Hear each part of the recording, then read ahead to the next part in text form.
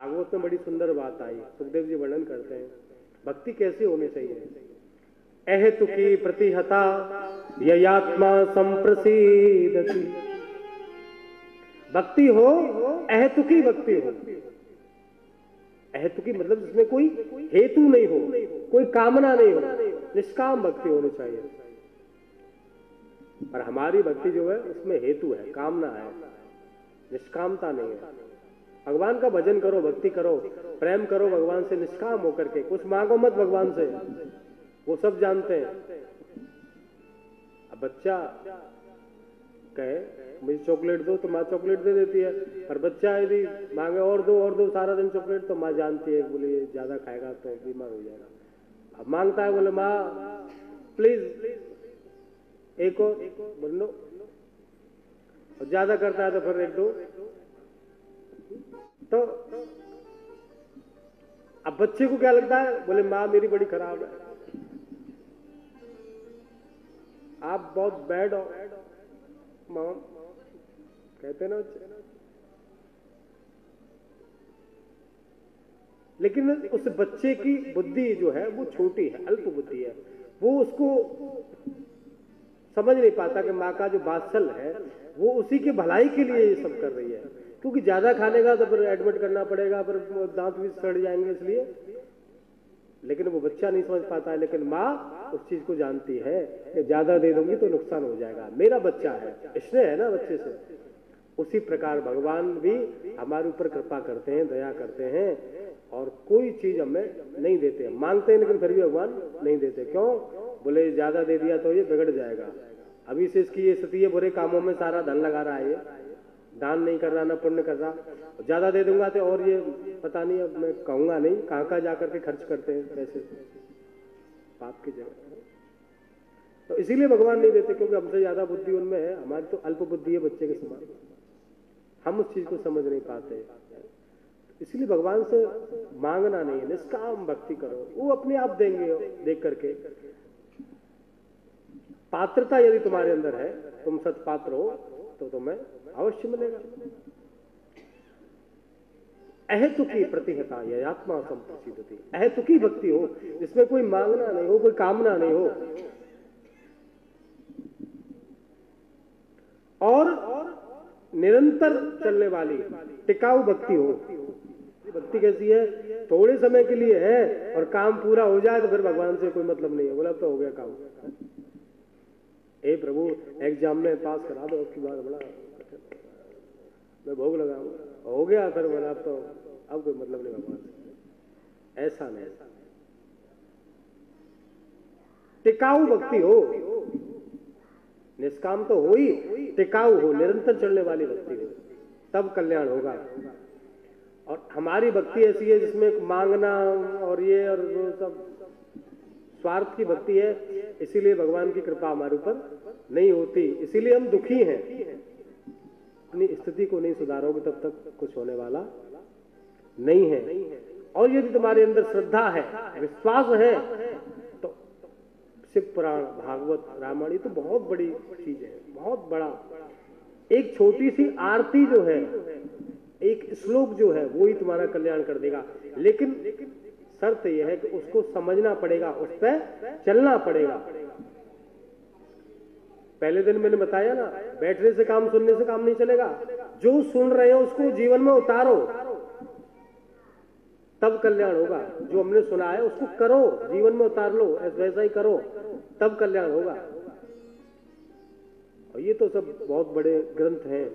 एक छोटी सी आरती जो आप रोज गाते हो ना घरों में, कौन कौन आरती करता है? सब करते हो ना।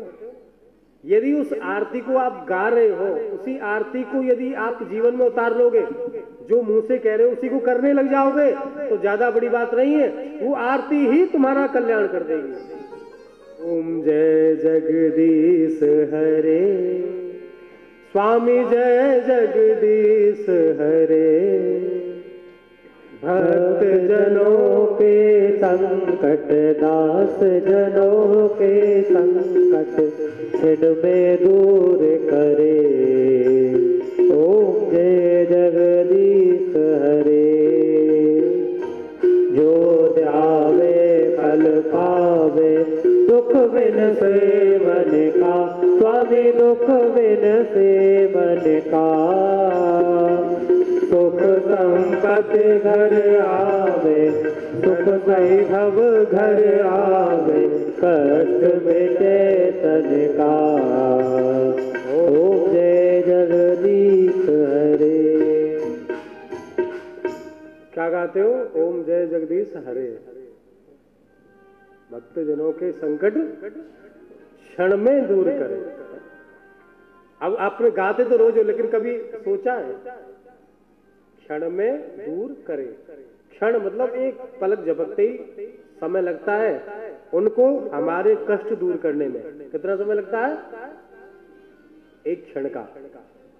उनको कोई 2-4 घंटे नहीं चाहिए, 2-4 वर्ष नहीं चाहिए, क्योंकि भगवान है कर्तुम अकर्तुम सर्वथा कर्तुम समर्थ यस्य ईश्वर, सब कुछ करने में सामर्थ्य रखते हैं। अब आपको लगेगा कि कहीं वैसे झूठ बोल रहे हो, नहीं। गजेंद्र ने जब पुकारा, मगरमच्छ ने उसका पैर पकड़ लिया ग्राह ने, आपने सुना होगा, तो कितनी देर लगी? क्या पुकारा? हे हरि। हा कहा, री कह नहीं पाया। देखो हरि नाम में कितना समय लगता है, लेकिन हरि, लेकिन हा कहा, री कह नहीं पाया। इतनी देर में तो आ गए और चक्र से उसका ग्राह का सर काट दिया, पूरे 2 टुकड़े कर दिए और उसको पकड़ करके पानी से, जल से ऊपर कर दिया, उबार लिया, उसकी रक्षा कर दी। कितना समय लगा? एक क्षण का। सूरदास बाबा गड्ढे में गिर गए, तुरंत आ गए, तो उनको आने में देर नहीं है। देर किसमें है? हमारे बुलाने में। हर हर महादेव। उनके आने में देर नहीं है, हमारे बुलाने का तरीका सही नहीं है।